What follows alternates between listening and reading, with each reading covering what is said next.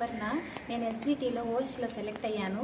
దానికోసం అని చెప్పేసి సర్టిఫికేట్ తీసుకురమ్మని చెప్పారు. దానికోసం గవర్నమెంట్ హాస్పిటల్కి వచ్చాము. ఇక్కడ వాళ్ళేమో చెక్ చేసి సర్టిఫికేట్ రాసిచ్చారు. దాన్ని తీసుకుని మేము డిఓ సార్ దగ్గరికి వెళ్ళాము. ఇది కాదు ఇంకొకటి తీసుకురమ్మని చెప్పారు.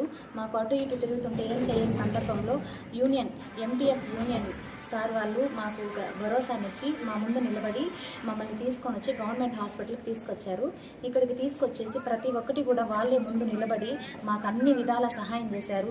పెంచలయ్య సార్ గారు, పీరయ్య సార్ గారు, రాజ్కుమార్ సార్ గారు ఎంతో అందరినీ రిక్వెస్ట్ చేసి అందరినీ కనుక్కొని అన్ని విషయాలు తెలుసుకొని మా ముందుండి మమ్మల్ని నడిపించి మాకు ఓహెచ్ సర్టిఫికేట్స్ని వీటిని ఇప్పించే దాంట్లో ఎంతో చాలా ఎక్కువగా కృషి చేశారు.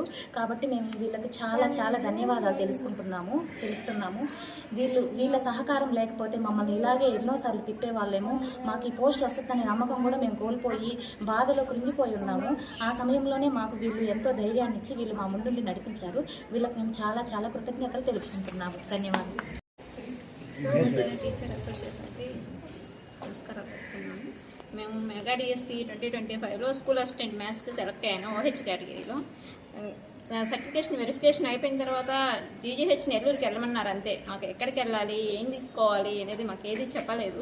ఇక్కడికి వచ్చి ఓపీ తీసుకున్నాము. ఓపీ తీసుకుని డాక్టర్ ఏదో రాసి వెరిఫికేషన్ రాసి ఇచ్చారు. కానీ ఆ తర్వాత ఎక్కడికి వెళ్ళాలి, దాన్ని ఎత్తుకోపోయి ఎక్కడ ఇవ్వాలి అనేది మాకు ఏ క్లారిటీ లేదు.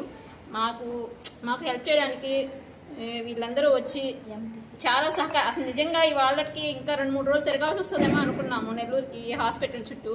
కానీ మాకు చాలా సహాయ సహకారాలు అందించారు. ఇవాళ మాకు ఇట్లా ఈరోజే కంప్లీట్ అయ్యి వెళ్ళిపోయేదానికి మాకు సార్ వాళ్ళు చాలా హెల్ప్ చేశారు. లేదంటే నిజంగా 2-3 డేస్ హాస్పిటల్ చుట్టూ తిరగాల్సి వచ్చేది.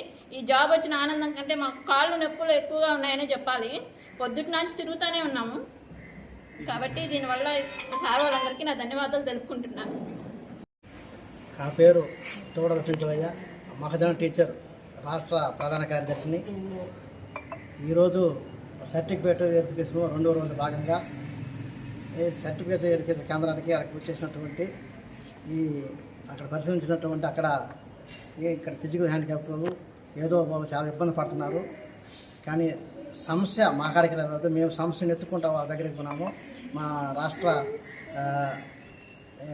సంయుక్త కార్యదర్శి, జిల్లా కార్యవర్గ సభ్యులు రాజ్కుమారు, మేము సమస్య వాళ్ళ దగ్గరికి పోయి ఎత్తుకొని అప్పుడు మేము డిఓ గారిని సంప్రదించాము.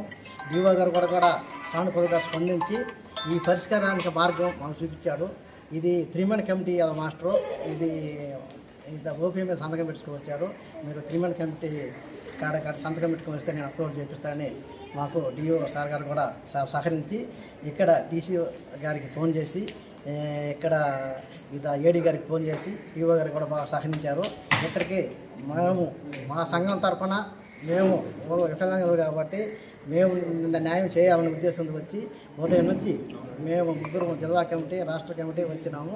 ప్రతి ఒక్కరిని టీసీ గారిని కలిసాము, ఏడీ గారిని కలిసాము, ఇప్పుడు సూపరింటెండెంట్ కలిసాము. సూపరింటెండెంట్ గారు కూడా సానుకూలంగా స్పందించి ఇప్పుడు హీరింగ్ మాత్రం క్షిరత పంపుతున్నాము. మేము ఓహెచ్చి విహెచ్చి ఇప్పుడే రెడీ చేస్తాము. ఒక 10 నిమిషాలు వెయిటింగ్ ఉన్నది అని కూడా మేడం కూడా సరైన గైడ్లైన్స్ మాకు గైడ్లైన్స్ కనుక మాకు గణించుండి వారికి ఇప్పుడు మేము రెడీ చేసి పెట్టున్నాము అని సూపర్వైజర్ మేడం గారు కూడా బాగా స్పందించారు. కానీ డిఓ గారు కానీ సూపర్వైజర్ మేడం కానీ అందరూ మా పట్ల, మా యూనియన్ పక్కన మాకు స్పందించి మాకు గైడ్లైన్స్ ఇచ్చి మాకు మార్గదర్శనం ఇచ్చడానికి వాళ్ళకు మా సంఘం తరఫున ప్రత్యేక కృతజ్ఞతలు చెబుతున్నాను. ఇదే విధంగా ఏ ఇన్ఫర్మేషన్ అయినా నువ్వు మామూలుగా వాళ్ళు వికలాంగులు కాబట్టి వాళ్ళని పదే చెప్పుకోకుండా వెంటనే అది ఆల్మోస్ట్ జనైనే కాబట్టి ఆ జనైన సర్టిఫికేట్ ఇచ్చి 3-man కమిటీ మేడం సంతకం పెట్టి వెంటనే ఆ పోస్ట్ కోల్పోకుండా వెంటనే విధులకు చేరేటట్టుగా సహకరించాలని నేను సూపరింటెండెంట్ మేడం గారు కానీ జైవ సార్ కానీ మా యూనియన్ తరఫున పదే కోరుకుంటున్నాను, ప్రార్థిస్తున్నాను.